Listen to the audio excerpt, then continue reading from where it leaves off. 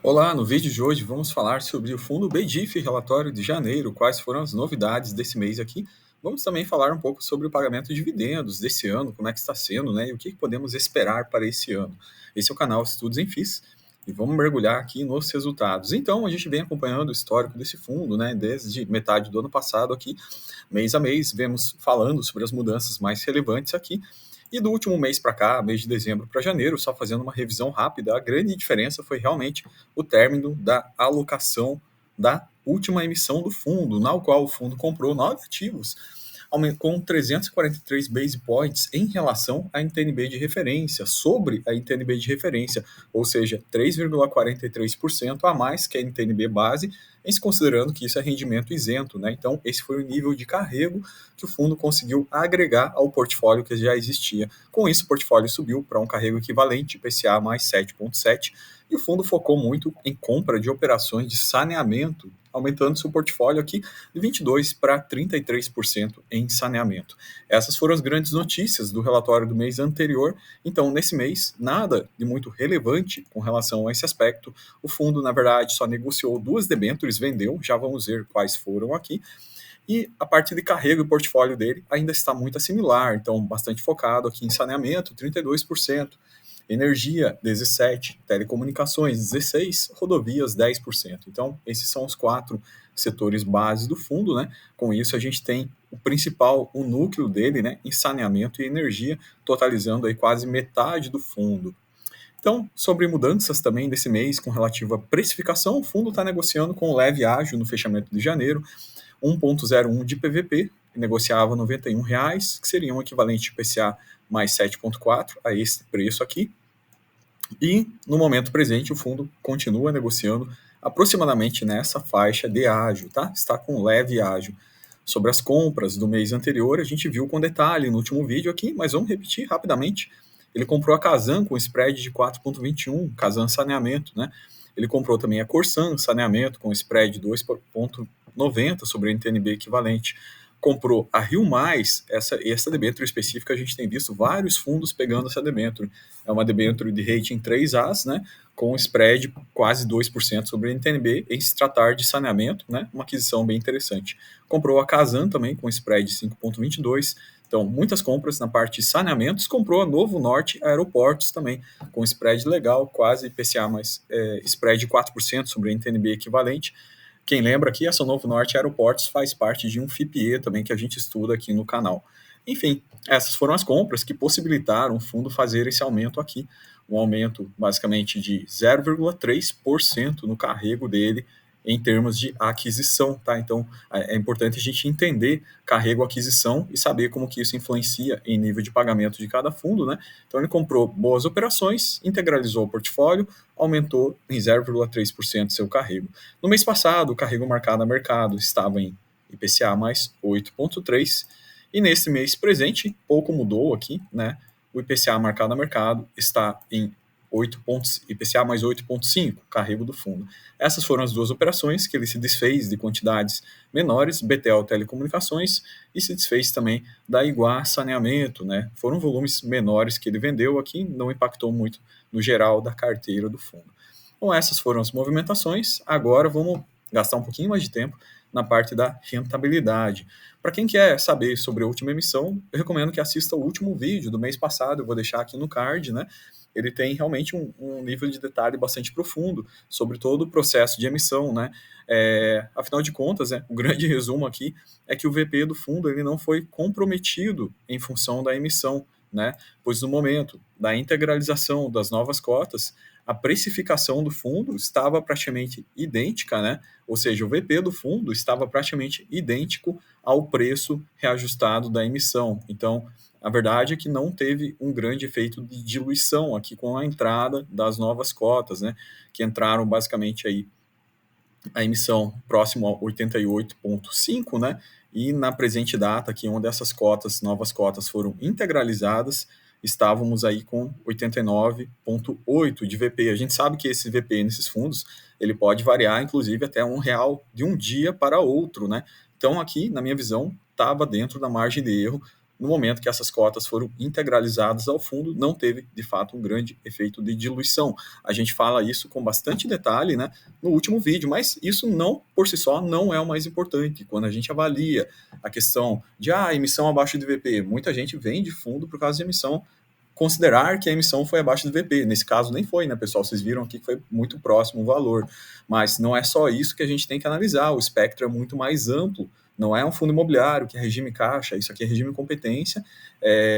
Os VPs, na verdade, existe uma constituição do VP, onde você tem cargas contábeis do VP e existe efeito spread de aquisição, ou seja, se o fundo compra boas debêntures com frutos de uma emissão, ele pode aumentar o equivalente à tira implícita dele, né? Então, esse fundo, vocês vejam que isso aconteceu. Isso aumentou 0,3% na TIR desse produto aqui. Se você faz o cálculo desse 0,3% na duration do produto, você chega à conclusão, inclusive, que o nível de ganho, na verdade, foi muito superior a essa pequena variação que a gente teve no VP de entrada das novas cotas. Então, isso é uma visão mais ampla, a gente faz muito esse exercício na área de membros, tá? Então, a área de membros, aqui já fazendo uma propaganda da área de membros, né? Tem um curso, inclusive, completo de marcação a mercado, que vai sair nessa semana, marcação a mercado em debêntures, tá?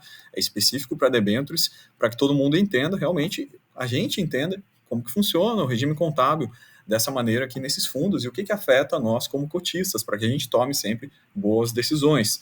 Esse, no final de contas, é o mais importante, né? Sobre a rentabilidade desse fundo, uma rentabilidade muito interessante, nos últimos 3 meses ganhou do CDI com bastante folga, nos últimos 6 meses ficou em linha com o CDI, nos últimos 17 meses, né, apresentou 17% em rentabilidade sobre 12% de CDI, e desde o início dele também está ganhando com bastante folga do CDI.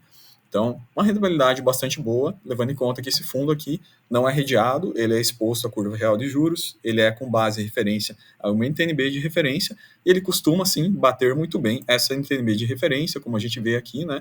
Inclusive, ele tem uma meta que é chegar em MAB mais 2. E nessa tabela resumo, a gente tem visto que nos últimos anos, sim, o fundo tem conseguido atingir, inclusive, essa meta de MAB mais 2. É o que a gente percebe nesse gráfico aqui. Então, veja que bacana. A gente tem o IMAB mais 2, né, que seria essa linha pontilhada aqui, e tanto a cota patrimonial quanto a cota mercado, elas realmente superaram um benchmark IMAB mais 2 desde o início do fundo. Então, isso é um fato muito relevante. Esse aqui é um dos maiores fundos que a gente tem de infraestrutura na nossa B3, né, e é um fundo que realmente faz um trabalho consistente de entrega. Então, são todos fatores que a gente tem que avaliar muito bem quando a gente vai comprar um produto, logicamente, né.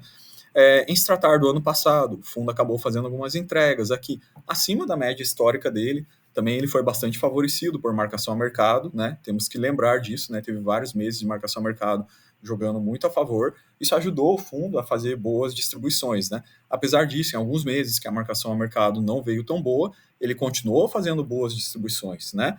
Mas isso em nenhum momento comprometeu o VP do fundo. A gente faz o ranking dos FIINFRAs mensal aqui. Recomendo que vocês assistam o vídeo do mês passado, já está para sair o vídeo desse mês também, onde a gente avalia se o VP dos fundos está aumentando ou diminuindo. Nesse caso específico do BDIF, não houve diminuição do VP em comparar hoje com os últimos 12 meses. Então, a grande mensagem aqui é o fundo não está depletando patrimonial, né? Pelo contrário, né, o fundo vem fazendo o trabalho de manter esse VP a um nível estabilizado, ok?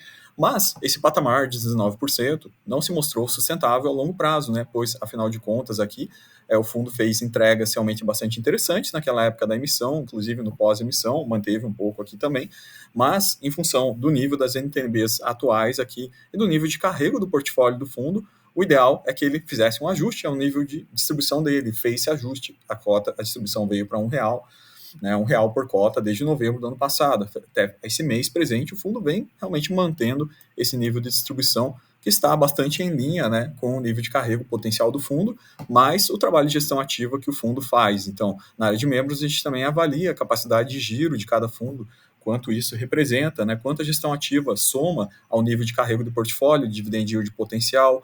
A gente tem um ranking de dividend yield potencial dos fundos, né, onde a gente faz esses comparativos que nos dá ideia, ou seja, previsibilidade de quais seriam os guidance potenciais para 2024 nos fundos que não divulgaram guidance ainda, né?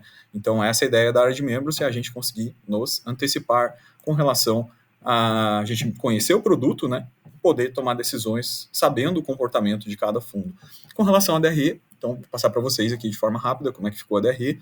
DRE desse fundo aqui, nesse momento desse mês, teve um ganho por cupom de juros interessante, 9,1, foi inclusive o maior dos últimos 12 meses do fundo. Quando a gente pega o histórico, está relacionado, né, realmente ao recebimento de cupons. Cupom a gente sabe que normalmente são cupons de 1 ano, cupom de 6 meses, coincide às vezes em alguns meses de cair mais cupons, foi o caso que aconteceu nesse mês, 9,1, ficando o resultado acima da média.